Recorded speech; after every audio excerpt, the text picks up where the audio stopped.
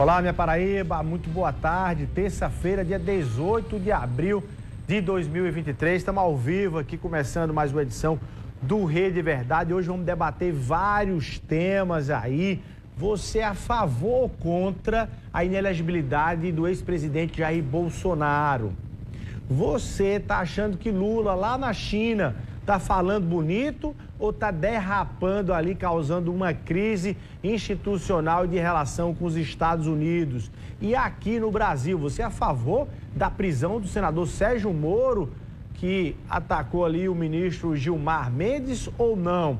Entre outros assuntos da política no Brasil e aqui na Paraíba, vamos tratar hoje no Rede Verdade, porque ele está de volta, passou um tempo aí afastado aqui do Rede Verdade. Estou falando do professor, cientista político Luiz Gonzaga Júnior, está de volta aqui conosco. Professor, muito boa tarde, obrigado pela sua presença. Vamos colocar o professor na tela do Rede Verdade. Obrigado pela sua presença aqui. Estava de folga, né, professor? Luiz, eu que agradeço aqui, sempre uma grande satisfação estar aqui com você e, de fato, estava com saudades, né? Então, aqui para a gente fazer um bom debate. Bom que a gente acumulou os assuntos aqui, né? Boa. Bom, vamos começar pelo assunto local, depois a gente vai lá para a China e fazer esse trabalho aqui.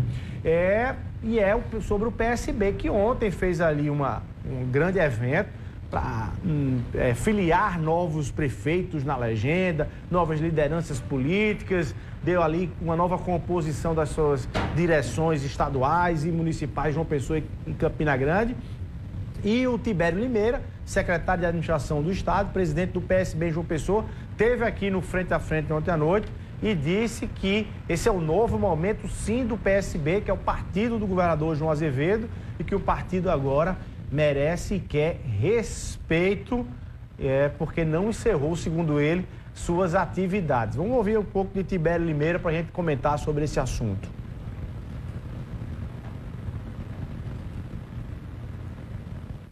O PSB merece respeito. Não é porque o governador se reelegeu, ou seja, está indo para o seu segundo mandato, que nós estamos encerrando, apagando a luz não está encerrando, apagando a luz e tá tudo resolvido. Cada um vai cuidar da sua vida. Porque estava com esse clima de dizer assim, o governador vai encerrar agora, então o PSB... Exatamente. Esse clima não existe no PSB. O governador tem disposição, inclusive, para trabalhar até o último dia do seu mandato. Lógico, vai depender muito da conjuntura. Seja abril, seja dezembro. Exatamente. Seja no início de abril ou seja 31 de dezembro.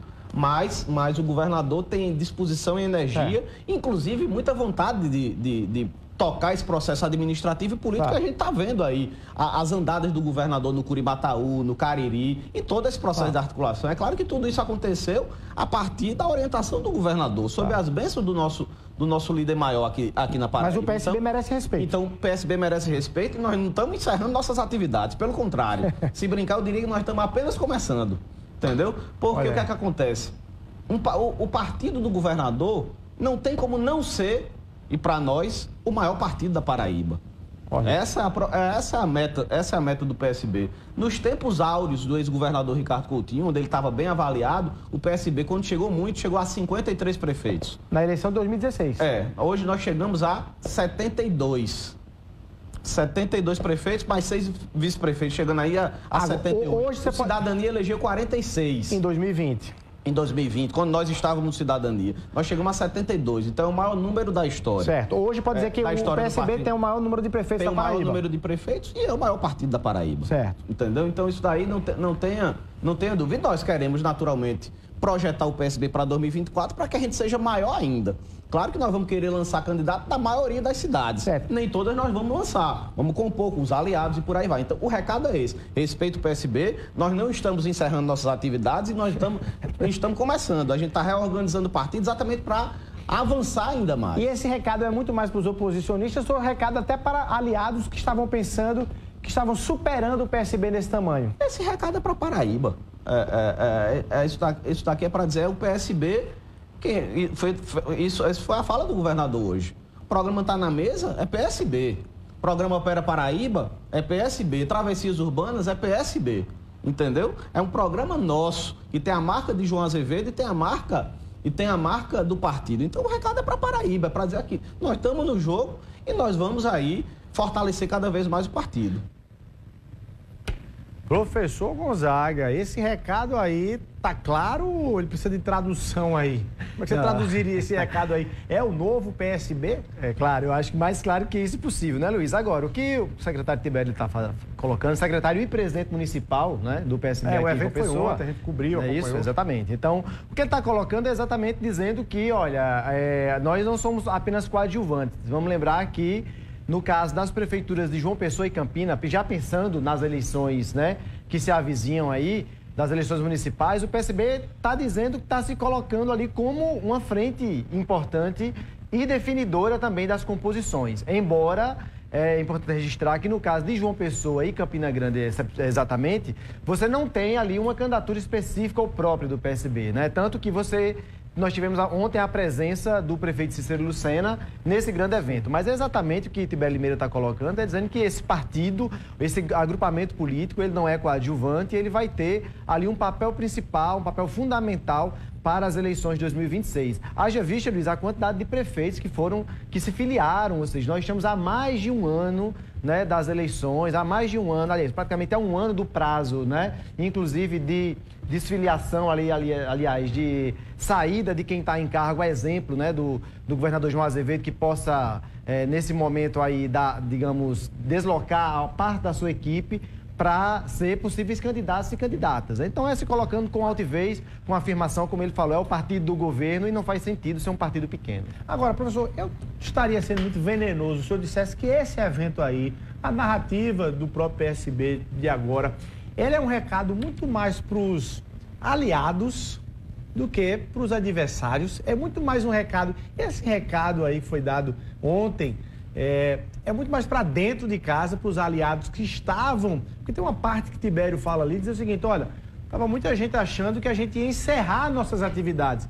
O mandato de João Azevedo vai constitucionalmente até o dia 31 de dezembro de 2026 e o partido teria perspectivas de outros lançamentos de candidaturas, no máximo, de João Azevedo ao Senado.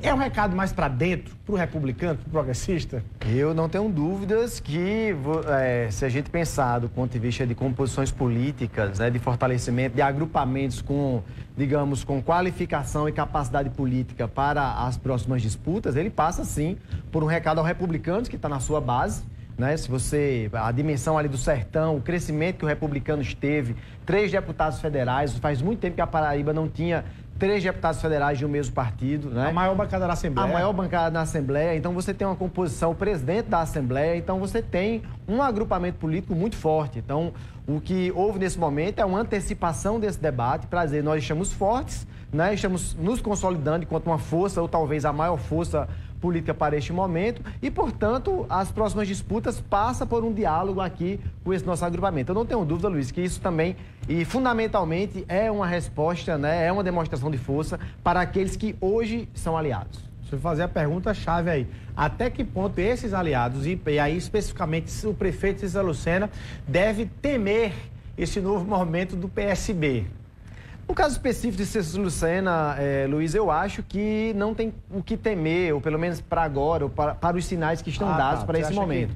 Eu acho que ontem você teve uma reafirmação do próprio governador, a fala de Tibério, que é o presidente municipal do PSB em João Pessoa, reafirma o compromisso de participação na chapa, né? Ou seja, é uma composição com Cícero Lucena e me parece que é uma composição a um prazo mais longo, inclusive, do que 2026. Então, o que eu acho que está colocado nesse momento, no caso especificamente de João Pessoa, é com quem será essa chapa. Esse é o grande diálogo. A indicação. Né? A indicação de quem será o vice, porque o vice, como vocês inclusive já comentavam antes, né? O vice para agora é o futuro prefeito de João Pessoa numa possível candidatura de Cícero ao governo, ao Senado, por exemplo. Então, eu acho que o que está posto agora é exatamente, talvez, quem do PSB tem a confiança política suficiente para cumprir esse papel de vir a ser, né, o vice na chapa de Cícero e também passa o fortalecimento na Câmara Municipal, né, Luiz? O PSB, ele se fragilizou muito do ponto de vista da sua atuação política na Grande João Pessoa,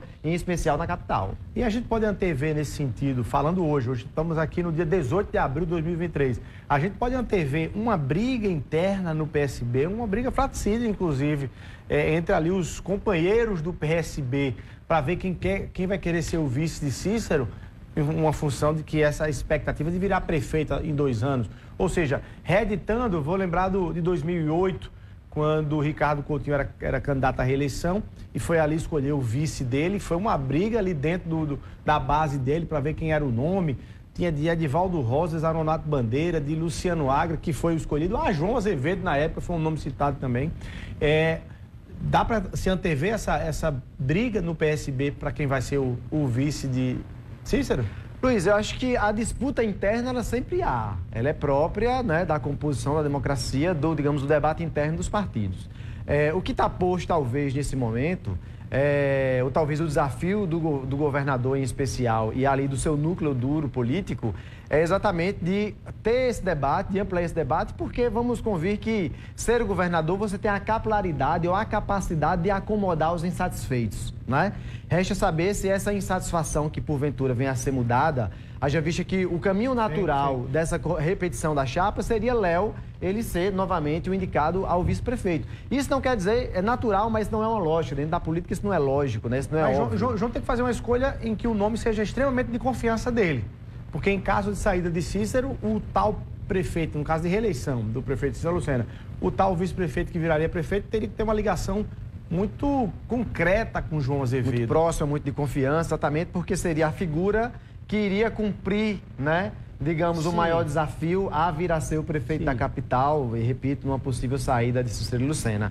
Mas acho que é isso, Luiz, ou seja, quem é o de casa, quem é o mais próximo, quem é aquele que consegue ganhar ali a confiança, a credibilidade do governador. E também não podemos deixar de falar do presidente Gervásio Maia, ou seja, há uma composição, né? Há pessoas a serem acomodadas para que, digamos, venha a ter uma eleição, uma disputa sem grandes perdas. É possível fazer isso? É sim. Agora, se a gente tomar como referência, no caso, Luiz, já a última eleição, o governador ele deixou para a última hora, né, esse debate da composição, inclusive perdeu muitos aliados que inclusive concorreram, né, como adversários, a exemplo de veneziano, e talvez o governador ele não repita essa receita e possa se antecipar para acomodar de forma mais tranquila os possíveis insatisfeitos. Tem outro debate que eu, inclusive, discuti ontem com o Tibério Limeira sobre esse chamamento para que o prefeito Cícero Lucena, para poder consolidar essa aliança com o PSB de João Azevedo, se encaminhe para a base do governo Lula, se encaminhe para a base do PT. Cícero parece que tem ensaiado isso, em que pese ter demonstrado todos os sinais bolsonaristas lá atrás, um tanto quanto, ou pelo menos tentado a neutralidade. Você acha que Cícero efetivamente tem que buscar esse caminho da esquerda com Lula e se será bem sucedido nisso? Bom, na verdade, vamos lá. Eu acho que a primeira coisa é importante lembrar que Cícero ele está no PP, o progressista está na base, está inclusive indicando pessoas no governo, né? O progressista é meio centrão, né? Isso, claro, é o centrão, né? O centrão, na base, então está na base, então exatamente é possível de se acomodar. O centrão é sinônimo de base. É base sempre, né? Na verdade, o que talvez possa ser um movimento que possa congregar aí duas intenções, Luiz. Primeiro é Cícero ele ir para um partido, para ele, como é costume dizer, né, de chamar de seu, né? Um partido em que ele possa exercer a liderança, onde ele possa ter ali a possibilidade de conduzir os rumos do partido. E sim, é possível que esse partido ele esteja na base do governo, né? Ele teria opções? Existem opções, né? Eu acho que já teve o convite do vereador Júnior Leandro para o PDT, por exemplo. O PDT que anda fragilizado, né? De Ciro Gomes, que na Paraíba você tinha Damião como a liderança, deixou de ser. Então o PDT hoje, no caso da Paraíba em específico, carece ali de uma liderança com força política. Seria um movimento, até porque o PDT está na base do governo, tem ministro Carlos Lupe, né, da Previdência, por exemplo, e também dialoga muito tranquilamente com as pautas. Na eleição passada, o prefeito Cícero ele teve uma posição dúbia de tentar agradar gregos e troianos, bolsonaristas e petistas, e nesse sentido ele não se posicionou muito fortemente. No entanto, hoje você tem uma posição consolidada, uma eleição ganha, e talvez para ele tenha mais tranquilidade em optar e cá entre nós não teria dificuldade no sentido dele conseguir dialogar no governo, uma vez que ele já dialoga porque tanto o seu filho, né, que é deputado federal, quanto outros deputados federais que dão suporte e apoio político a Cícero Lucena estão na base do presidente, inclusive com o apoio do governador, né, com uma grande expressão hoje, tanto como partido do vice, né, mas também como presidente hoje do Consórcio Nordeste. Então, acho que é uma pauta tranquila que o prefeito Cícero vai se desafiar a escolher. Deve cumprir. Bom, vamos sair da Paraíba e vamos debater um pouco o Brasil. Deixa eu lhe perguntar, você acha que prospera ou não o processo, pelo menos esse inicial, a outros, de inelegibilidade de Jair Bolsonaro? Ou seja, o ex-presidente Jair Bolsonaro ficará fora das eleições nos próximos 8 anos, diante dos processos que estão tramitando no TSE, já com pedido de inelegibilidade pela Procuradoria Eleitoral? Luiz, há uma grande possibilidade, porque você tem ali uma série de fatores, né, uma série de processos, no caso, um em específico que agora já tem um parecer ali da PGE, né? E o TSE, como, digamos, a entidade que até outrora, né, até as eleições e pós-eleições, ela foi extremamente atacada pela figura, né, do presidente, até então presidente. Então, essa é específica, só para contextualizar, essa é específica da reunião que o então presidente Jair Bolsonaro fez com embaixadores, né, no Brasil todo, ali dezenas de embaixadores lá em Brasília, com a estrutura toda do Palácio do Planalto. E nessa reunião ele atacou o sistema eleitoral, atacou a urna eletrônica e também o processo de votação no Brasil. Há o entendimento, a ação inclusive é do PDT. Sim, isso, exato. Há o entendimento da Procuradoria que de fato houve ali abuso, uso da máquina contra ali o processo eleitoral em favor de Jair Bolsonaro, em detrimento do processo eleitoral como um todo.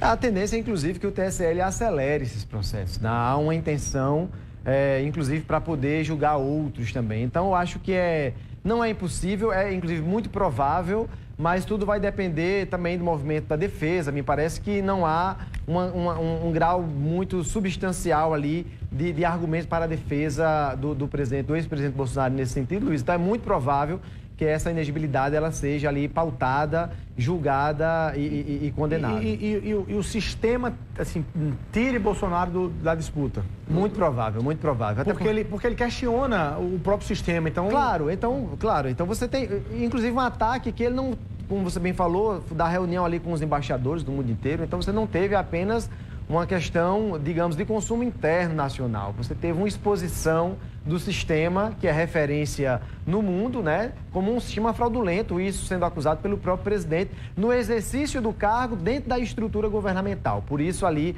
o uso da máquina pública, né, ele está sendo ali como uma das questões que põe peso ali ao processo de Bolsonaro para a sua inegibilidade. Professor, eu vou trazer uma observação feita por um amigo, nem é da área da política e tal, ele é um médico, mas tem uma leitura, é um eleitor de Bolsonaro declarado. Mas sabe o que ele disse, e que eu fiquei com essa reflexão? Ele disse o seguinte: olha, a esquerda está errando em torcer para que Bolsonaro fique inelegível.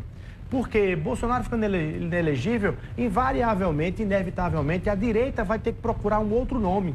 E os outros nomes que estão aí têm menos rejeição do que Bolsonaro, ou têm menos restrições do que Bolsonaro, inclusive do próprio sistema. Ou seja, Bolsonaro, com suas virtudes e seus defeitos, criou para o Brasil uma parcela de anti-bolsonaristas também, né? E aí ele disse, olha, a esquerda torcendo pela inelegibilidade de Bolsonaro vai colocar todo o voto da direita em outros nomes. E aí esses nomes seriam Tarcísio de Freitas, o governador de São Paulo, que tem uma postura bem diferente de Bolsonaro, apesar de militar ali no mesmo campo. O governador de Minas Gerais, Zema, esse um tanto quanto mais neutro, inclusive. A própria Michelle Bolsonaro, né, que teria aí menos restrições do que o próprio presidente. Enfim, a leitura é que tirar Bolsonaro geraria outro nome. Na sua visão, tem fundamento isso? O Bolsonaro da direita é o nome mais forte, mas é o nome com mais teto. Os outros nomes teriam mais capacidade de avanço numa eleição presidencial? Luiz, eu acho que essa coisa das torcidas, né, elas sempre vão existir, é inerente ao processo, né, da disputa política. Mas eu acho que não cabe nesse momento, não apenas um debate de torcida ou não. É um debate sobre a legalidade do processo, né? Eu acho que se a gente pensa apenas na ideia, né, na concepção de torcer contra ou a favor, e aquilo que está dentro ou fora, né, amparado ou não pela lei, deixa de ser julgado por torcidas políticas, então você deixa de exercer o cumprimento da legalidade, né? Eu acho que não é com base nos reflexos. Não são os reflexos disso, não é porque você eventualmente vai especular que uma outra liderança vai surgir ou não, que a justiça ela não vai deixar de ser feita, né? Porque aí senão a gente incorre num erro de não colocar na pauta ali a possibilidade, a constitucionalidade, porque erros como esse, independente de quem seja, da direita, direita, da esquerda, do centro, esse tipo de atitude, o uso da máquina pública para fins eleitoreiros ou criminalizar outros sistemas, outras forças políticas, ela jamais pode ser aceita independente do campo político. Aliás, esse é um caso específico, mas há fartos outros episódios do próprio ex-presidente demonstrando ser contrário e adverso ao sistema eleitoral imposto no Brasil, né? Agora, ele fora da disputa, qual é o nome, quem que você vislumbra de destino da direita? Luiz, primeiro, assim, nós temos digamos, a famosa direita clássica, composta ali pela centro-direita, PSDB, hoje o Democratas, ou progressistas, talvez, né? A gente poderia colocar nesse bojo aí. Essa direita clássica, ela basicamente perdeu a capacidade das lideranças, né? Se a gente nos remetemos ali a 2014, Aécio Neves, que quase ali ganha a eleição para Dilma Rousseff em 2014, e hoje Aécio Neves é um famoso quem? Uma figura totalmente expressiva. Claro que aí nós tivemos a ascensão de um momento novo, que é de uma extrema-direita mais radicalizada, né, mais violenta, mais agressiva nesse sentido, que se utiliza ali de determinados... que não é só no Brasil, né? A extrema-direita ela cresceu na Europa também, nos Estados Unidos, em certa medida, e o Brasil também foi o reflexo disso na América Latina. Mas aí o desafio é saber se... até que ponto esse debate extremista, ele vai deixando de lado e se colocando ali, digamos, numa forma mais moderada, como você apresentou, alguns que já estavam na base de Bolsonaro, como Zema, como o governador Tarcísio de São Paulo, eles se colocam ali, digamos, dentro de um debate mais lúcido, né, mais centrista, fazendo, digamos, ou talvez angariando ou capilarizando ali aquele eleitor, aquele ex-eleitor do bolsonarismo, né? A gente costuma dizer que, olha, o Bolsonaro possivelmente é uma figura que ele vai passar. Mas o bolsonarismo, porque aí foi uma coisa que ele esteve mais incorporada, muito mais fortalecida, né, ali entre 15% e 20% da população, ela é muito forte. Então é possível também que figuras extremistas do campo da extrema-direita, ela tem um sucesso e continue, né? Sim. A gente pode pegar, por exemplo, as bancadas que em todo o estado do Brasil você tem uma figura extremista ali. Até então, no caso de Minas Gerais, o deputado federal mais votado do Brasil foi o Nicolas, né? Um jovem totalmente desconhecido, mas que misturava ali dois debates que estava ali dentro, né, do âmbito do bolsonarismo, que era a violência armamentista e o fundamentalismo religioso, e com isso conseguiu se eleger de forma expressiva. 4 nomes são citados, né? Os dois um tanto quanto mais de centro, direita, Tarcísio Freitas e o Zema, e mais extremista, a Michele Bolsonaro e o general Braga Neto, né, que foi ministro de Bolsonaro. Bom, vamos para a China. Luiz Inácio Lula da Silva na China, está com muita atrapalhada ou não, professor? Teve ali algumas declarações em relação à questão da guerra da Rússia e da Ucrânia.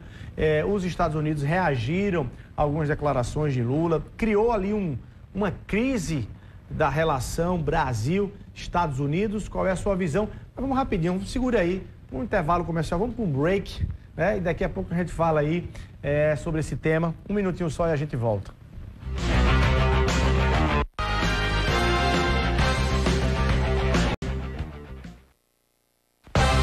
Ok, estamos de volta ao vivo aqui no Rede Verdade, conversando hoje com o professor Luiz Gonzaga Júnior, sempre aqui debatendo vários temas no Brasil, no mundo, no Brasil e na Paraíba, na política. Eu queria ouvir o professor agora sobre o desempenho verbal de Luiz Inácio Lula da Silva na China. Fez algumas falas, desagradaram aí os Estados Unidos. Que leitura você faz, professor? Luiz, eu acho que, primeiro, eu acho que teve, digamos, uma grande notoriedade para aquilo que deveria, talvez, não por grau de importância, porque o debate sobre a guerra da Ucrânia e a Rússia, né, é um debate fundamentalmente importante, né, que diz respeito ali a uma composição geopolítica.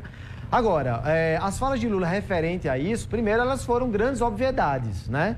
Nós, por exemplo, pensar a ideia de que podemos dizer que, em certa medida, o que nós acabamos especulando muito fortemente no Brasil é porque a gente tem sempre uma tendência, né, americanizada a uma certa defesa para aquilo que os Estados Unidos falam, e a gente acaba ressoando aqui como até uma determinada defesa digamos, dos negócios ou dos interesses dos americanos, né?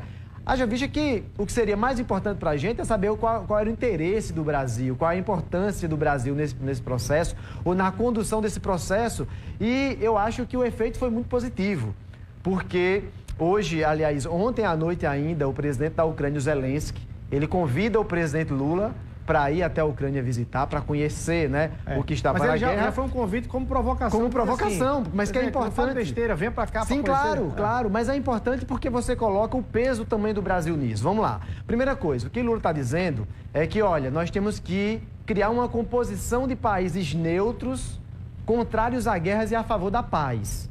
Não há nenhuma contradição nisso, concorda? O segundo é o óbvio. Os Estados Unidos e a Europa não estão discutindo paz.